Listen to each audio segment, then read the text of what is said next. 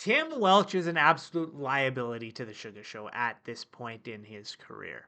And I'm going to explain exactly why. Because what we've seen in the last two fights is Sean O'Malley basically having no answer for Merab's grappling and no strategy as to how to avoid this, right? And he is in a division right now with some really strong grapplers, right? Number one, Merab. Omar is right there. Piotr Jan has some grappling, Sandhagen has some grappling, and it looks like Sugar Sean O'Malley has absolutely no answers for any of these guys. And frankly, Aljo had some grappling, and Merab says his grappling is even better. He just wasn't at his best when they fought and he won the belt for that first time. So we're going to talk about all those reasons and why I think Tim Welch is to blame for this entire situation. But before we do, if you wouldn't mind, hit the like button, hit the subscribe button.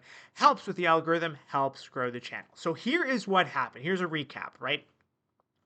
We saw the first fight between him and Merab. Merab wins the belt, right? It was 5 rounds of basically Merab grappling him to death, right? Some people are saying, oh, it was close because he did the striking. There was damage. There was that sequence towards the end where he got his toes kind of, I think, right on the liver there and was about to shut down Merab. But Merab ended up coming out on top, right?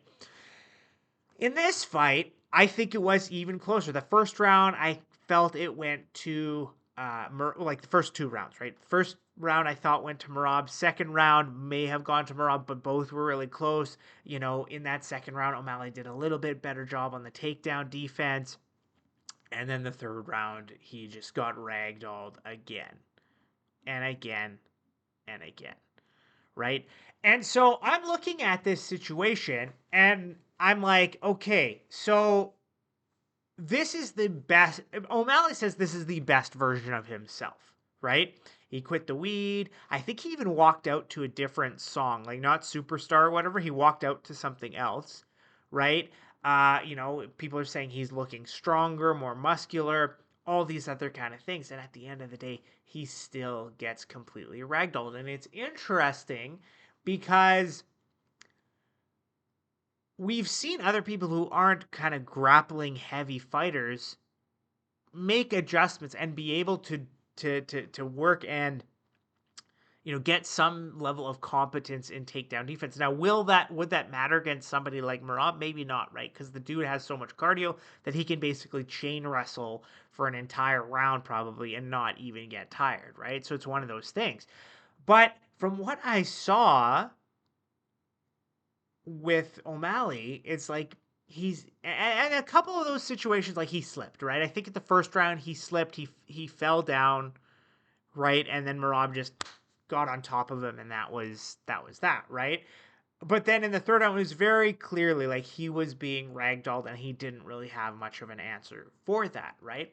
But then you look at situations like Sandhagen, for example, when he faced Omar, who's also very grappling heavy, and Omar had to win in the striking, right? Because he nullified the ability for Omar to get a takedown. And one of the things you observe if you watch that fight, like 2-on-1, hips back, all these different things, and you sort of see that he obviously found a strategy in a way to kind of nullify the grappling, right? And again, he still got taken down a few times, but it was virtually ineffective, right? And so the question is, was any kind of thought or strategy or partners brought in to O'Malley's camp to help him in any way improve and strategize and figure out a way to not let Merab get him to the ground? And it looked like there was some improvement on the takedown defense, especially in round 2, but it still didn't look like he had an all-out answer, which is why it looked like he was so scared to let his striking flow again, right? Like if we've seen him in a situation where he's not worried about being taken to the ground, his striking is a thing of beauty. Like him versus Cheeto, right? Him versus even Jan, like he was getting taken down and things like that, but he wasn't as worried about it. And you could see like he was able to do quite a bit of damage on the feet. And so here, right, like you could tell he's just so like he's waiting for Merab to charge forward and go in for the shot. And he had no answer yet again. And to me, I think the entire situation, and this is just my observation, this is Tim Welch's fault. I think that Tim Welch, this is just the impressions I get from the social media and things I post and the things I hear and the podcasts I listen to. I get the sense that he thinks he's got it all figured out. And maybe he does, right? Maybe he's fantastic. Maybe he's an amazing coach. I don't know, right? But from what I see from other camps, from other fighters, right? If there's what I see a lot of, if there's somebody who has a skill set that you don't quite possess, like these other fighters will go to them and say, "Hey, like can you help me figure this out?" Right? Can you help me get better in this area? And we see that a lot, whether it's, people going to Dagestan for 2, 3 years and forget, you know what I mean? Or, people working with other fighters, kind of even at different gyms from what I see. Like you'll see them post, oh, like I'm doing a grappling session with Aljo because I don't know how to do it, right? Or I'm doing this or I'm doing that. Whatever the case may be, like you see a lot of these things. And I never see Sean, like I saw Sean kind of do some striking with Izzy and this and that, but like you never really see them kind of pull from other areas of expertise. Like this is what I'm observing, right? Like you see areas where okay, they're bringing in expert grappler Craig Jones, or they're bringing in this guy or so and so to like help them figure out the grappling, helping them prepare. And I just don't see it from. I don't hear any news about them bringing in anybody outside. It kind of feels like it's just Sean and Tim Welch, and I don't know who else they use for training partners, right? Like, but this is just the impression that I get. So to me, where I'm at right now is I kind of think that Tim Welch is a liability. Like Sean O'Malley has hit a ceiling. He's gone as far as he can with him, and he may not be able to go any further, right? Like there are two super dangerous grapplers at bantamweight in Merab, obviously, and Omar, right? And like straight up killers. I would love to see him fight Corey Sandhagen. I'd love to see that rematch with Jan. I think both of those are great options. We got some other people coming up. But like right now, this is kind of what it looks like. He's gonna have to face some serious grapplers if he ever wants to get back to any sort of title picture at bantamweight. And some people are calling him for move up to featherweight. Like it's not going to be any better up there, right? Once again, like now he might not have the knockout power that he did at bantamweight. That's number one because people at 145 are bigger. Aljo's up there. You've got Movsar. Both of them are phenomenal grapplers. Ortega, he's all right. You've got Volk who can grapple and wrestle too, who's the champion right now. You've got Diego Lopez who's got incredible jiu-jitsu. Like the situation will not improve if he moves up to 145. Like they need to, from what I see, they need to bring in talent in areas so that he can like fix this problem, or at the very least become a master at defending takedowns. Right? Because all of that is coming.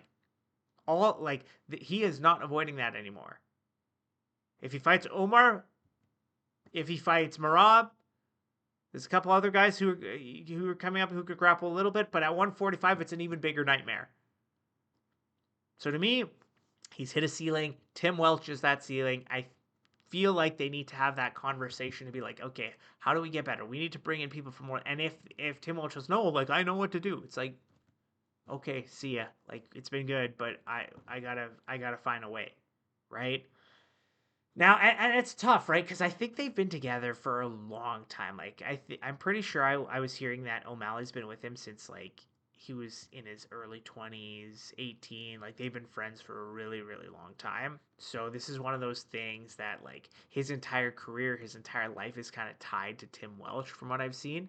So having this as like the conversation that needs to happen, like, hey, have I gone as far as I can? That like it could end a really important friendship, right? But at the end of the day, it's like if you're really friends, if there is that kind of brotherly love there, do you look at it and you're kind of like, okay, you know, because like for my best friends, my brothers, it's like I want them to have what they want in a sense, you know what I mean? Where it's like, okay, you obviously like you've gone as far as you can with me. Go talk to this guy. He's an expert grappling coach, or maybe we bring him into the camp. But having that conversation like Tim, you don't know everything. Anyway, I'm just speculating, right? Like this is just my opinion. This is what I'm observing as a guy on the internet. But to me, this is what I see, right? I see Sean O'Malley having gone as far as he can. Tim Welch, I feel like he thinks he's got all the answers when clearly, like, there is a major skill gap in the grappling area, especially in the takedown defense. And now Merab is a beast. And even if he had, a year to prepare just focusing on takedown defense, would that have made a difference? Maybe not, right? But this is a hole in his game. And like the beauty of his striking can't be unleashed unless he's not worried about the takedown. That's the way I see it. Let me know what you guys think. Thank you guys for watching. We'll see you next time.